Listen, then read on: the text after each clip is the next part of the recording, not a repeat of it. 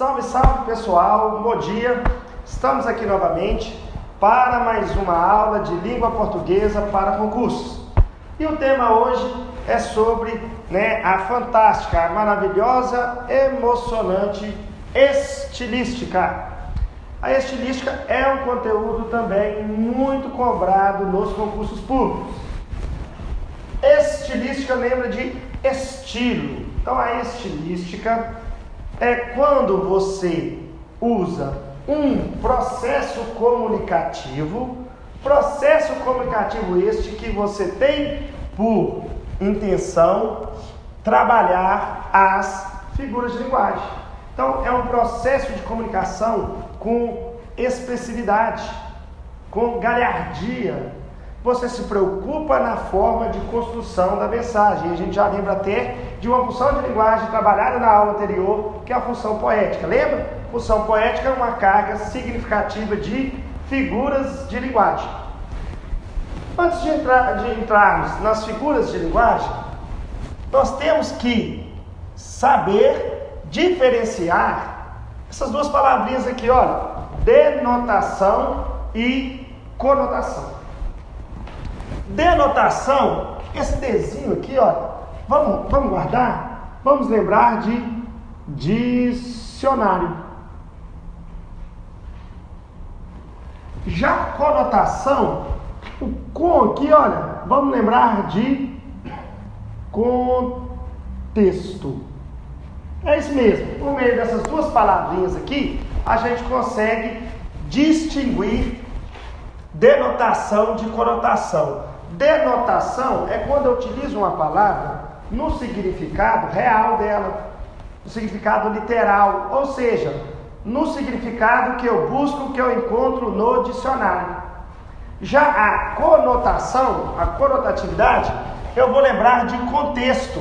Então, é aquela palavra que pode ser interpretada de mais de uma forma, dependendo do contexto em que ela está sendo empregada. Na denotação, o significado ele é universal.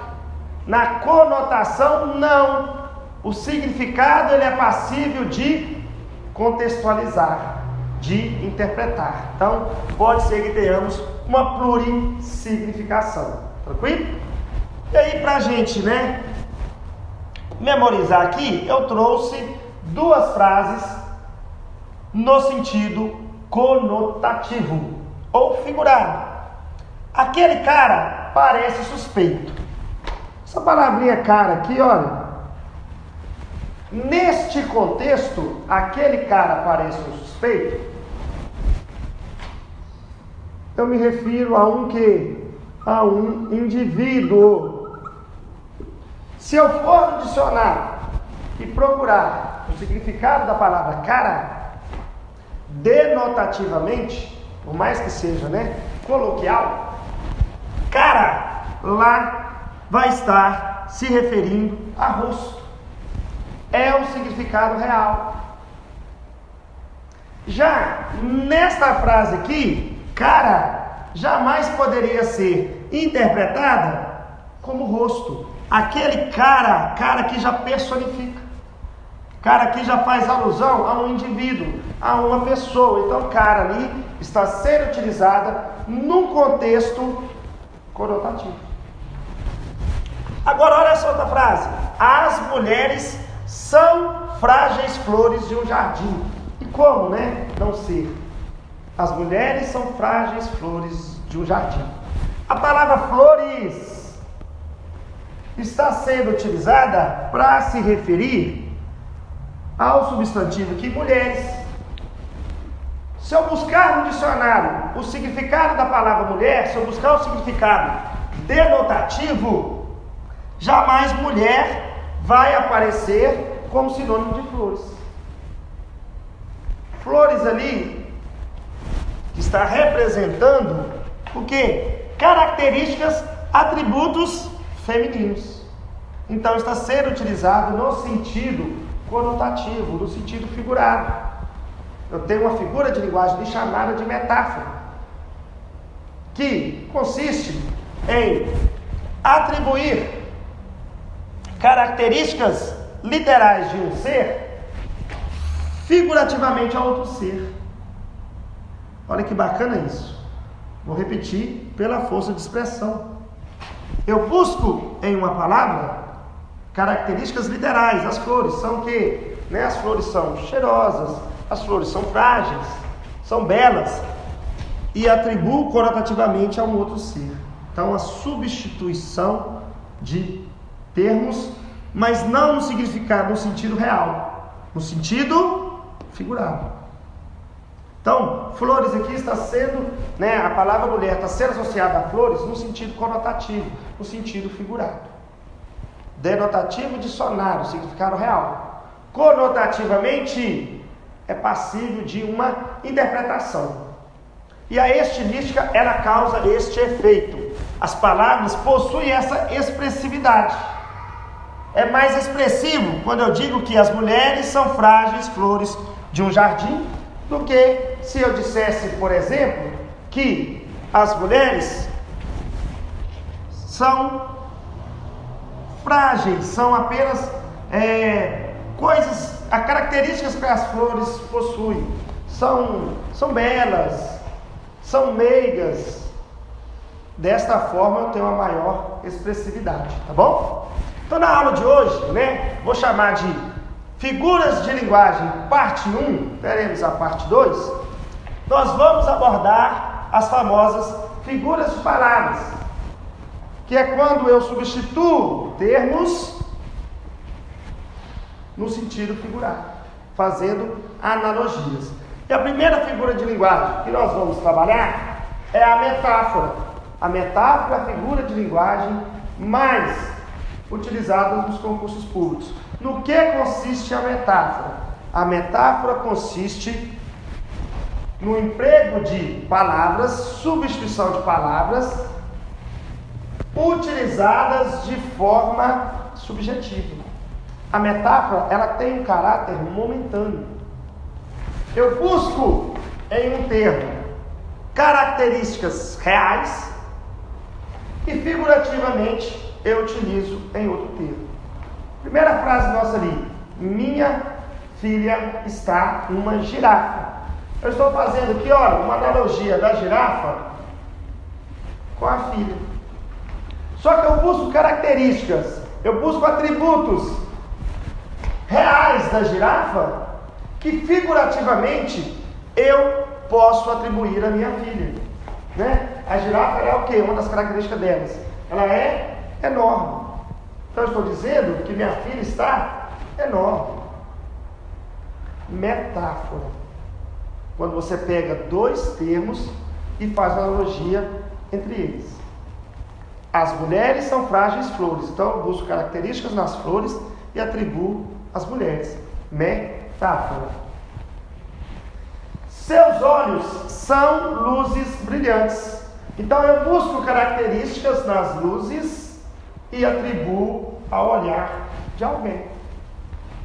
As luzes geralmente são encantadores. Eu tenho as luzes como um guia, um encanto, que eu atribuo aos olhos.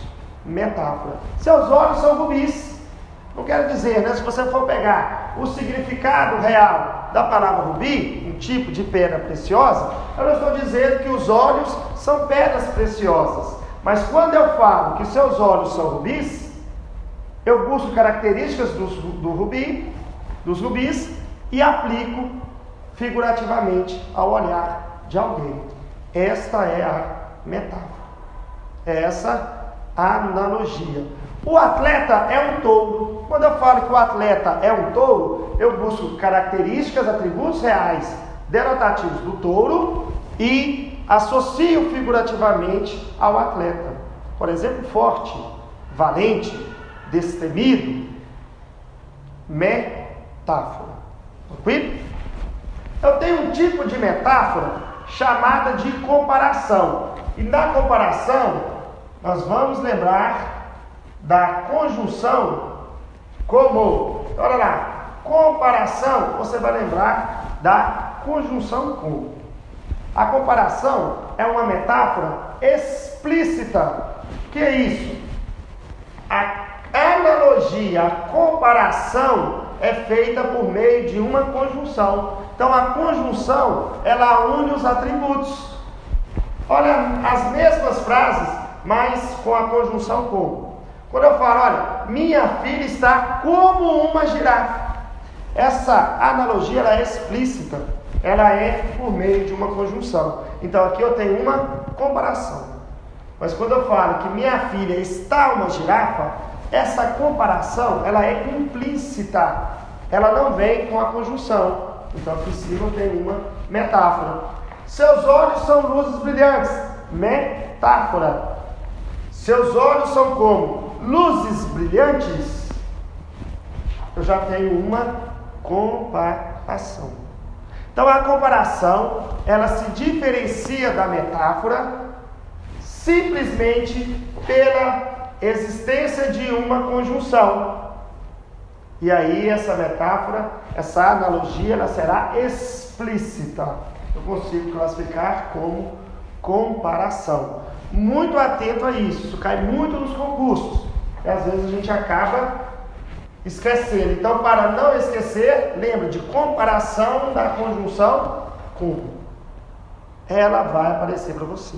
Tranquilo? Outra figura de linguagem é a metonímia. O que consiste a metonímia?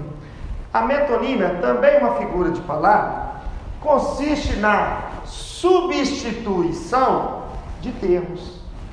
Mas esta substituição exige que haja entre os termos uma relação de afinidade, uma proximidade, uma relação direta entre o termo substituído. Na frase, olha, gosto de ler Machado de Assis. E quem não gosta? Machado de Assis é o mestre literário. Gosto de ler Machado de Assis. Na verdade, o que você gosta de ler são livros, são obras de Machado de Assis. Só que aqui, olha, a obra, ela foi substituída pelo autor. E há uma relação direta entre a obra e o autor. Por quê? Porque o autor foi quem escreveu a obra. A obra, ela é do autor. Então, quando eu substituo termos, mas existindo entre eles uma relação direta, eu faço uso da metonímia. Quando a gente usa, a expressão bebi um copo d'água, você não bebe um copo d'água, você bebe a água que está dentro do copo. Metonímia. Ali você bebe, o conteúdo e não o continente. Metonímia. Tá bom? Edson ilumina o Brasil não, Brasil sim, mas Edson ilumina o mundo. Quando eu falo que Edson ilumina o mundo, não é Edson que ilumina o mundo, mas é um invento de Edson, que são as luzes, as lâmpadas.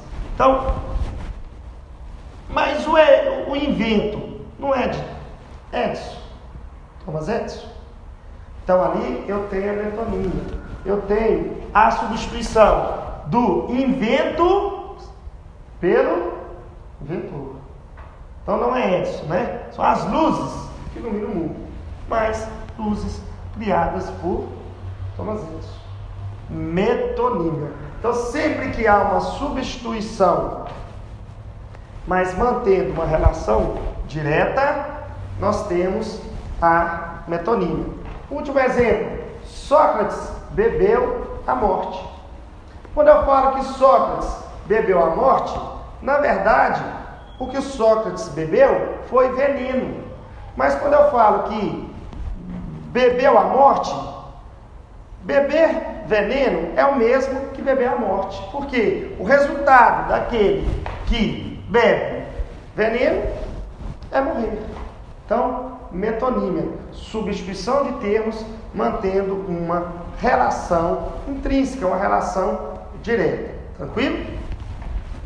Outra figura figura de linguagem aqui, olha, também muito importante, é a chamada perífrase ou antonomásia. No que consiste a perífrase? A perífrase é a figura de linguagem que tem por finalidade utilizar um atributo, uma característica que imortalizou um ser, ou um objeto, ou uma pessoa. Então você usa o atributo, a característica, e esse atributo é capaz de fazer referência, alusão àquela pessoa. Quando eu digo, olha, o rei do futebol nasceu em Três Corações, Minas Gerais. O rei do futebol é um atributo, é uma característica que mundialmente, faz alusão ao jogador Pelé. Então, essa característica, esse atributo, ele passa a representar o ser. Olha aqui, a cidade maravilhosa continua atraindo muitos turistas. A cidade maravilhosa, mundialmente, faz uma alusão, faz um atributo ao Rio de Janeiro. Então, cidade maravilhosa. Aqui eu tenho uma perífrase. Um termo utilizado que substitui outro, mas que faz referência a ele. Tranquilo?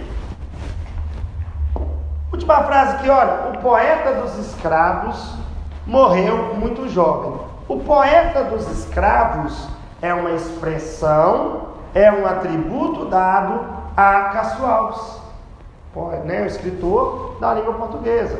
Morreu muito jovem, morreu de pneumonia. Poeta dos escravos, porque ele fazia, produzia livros, obras, defendendo a abolição da escravidão. Então, poeta dos escravos. Aqui eu tenho uma perífrase ou antonomásia para fazer alusão a um ser, a uma pessoa, neste caso, Cássio Alves. Fui à Cidade Luz, eu fui a Paris. Cidade Luz representa mundialmente a cidade de Paris, na França. Bom? Tem uma relação com o metonimo também? O aluno perguntou se a perífrase ou antonomásia ela está diretamente ligada à metonímia. Na metonímia, eu tenho uma substituição, havendo entre os termos uma afinidade. Por exemplo, foram necessárias muitas mãos para construir um prédio. Não são as mãos que constroem o prédio. O que constrói o prédio são os operários. Mas os operários não utilizaram as mãos para construir, então a mão substitui o operário, mas a mão ela é do operário e é o operário quem construiu o prédio. Metonímia. Já na perífrase, não. Na perífrase eu tenho um atributo, é dado um atributo. Devido, a algumas características. Por exemplo, quando eu falo cidade maravilhosa, pelo Rio de Janeiro possuir, aquela paisagem quase que exclusiva, popularmente é chamado de cidade maravilhosa. Então, o ser, ele possui algumas características, por exemplo, o rei do futebol. No mundo futebolístico, o Pelé, por apresentar uma forma genial de se jogar futebol, foi popularmente conhecido como o rei do futebol. Então, enquanto um eu substituo, mas tendo uma relação direta, no outro eu dou uma característica. No outro eu dou um atributo devido a uma particularidade que naquele contexto é exclusivo dele. Tranquilo? Então, essa é a diferenciação entre perífrase e a metonímia. Ok? Então, perífrase e antonomásia lembra de um atributo dado, uma característica dada que é exclusiva, que é própria daquele ser. Tranquilo? Outra figura de linguagem mais relacionada à figura de pensamento, antítese. E a antítese, ela tem uma pegadinha. Lembra de antônimo. Os antônimos, lá, na significação das palavras, os antônimos consistem em utilizar termos que se opõem, que se contradizem, que se contrastam. Por exemplo, bem, o antônimo, o contrário, mal.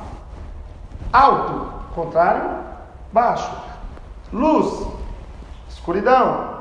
Dia, noite. Então, na antítese, eu tenho palavras que se opõem dentro de uma mesma frase. Por isso, a antítese lembra de antônimos. Olha lá, omito é nada, que também é tudo. Naquela frase ali, olha, eu tenho nada, que tem como antônimo tudo.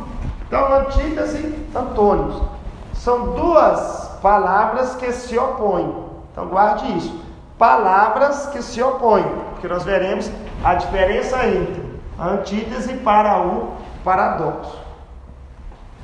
O corpo é grande, a alma é pequena. Então, grande, a qualidade, que tem como antônimo pequeno. Uma antítese. Então, palavras que se opõem. Então a música, de um cantor aí, fala assim: passa o dia, passa a noite, estou apaixonado, dia e noite. Onde há luz, também há escuridão. Então, luz e escuridão. Antítese são essas palavras que te passam a ideia de oposição, de antônimos. Tranquilo? Já o paradoxo é quando você tem uma série de ideias que se anulam. Quando você tem ideias contrárias que são capazes de chegar ao cúmulo do absurdo. Olha lá, essa parte aqui, do poema de Luís de Camões, mais utilizado no concurso. Se cai paradoxo, essa estrofezinha, ela aparece. O amor é fogo que arde sem se ver. É ferida que dói e não se sente. É um contentamento descontente. É dor que desatina sem doer. Nessa estrofe, gente, eu tenho uma sequência de ideias contrárias. Como um fogo que arde sem se ver. Como uma ferida que dói e não se sente. Como estar contente, mas também descontente.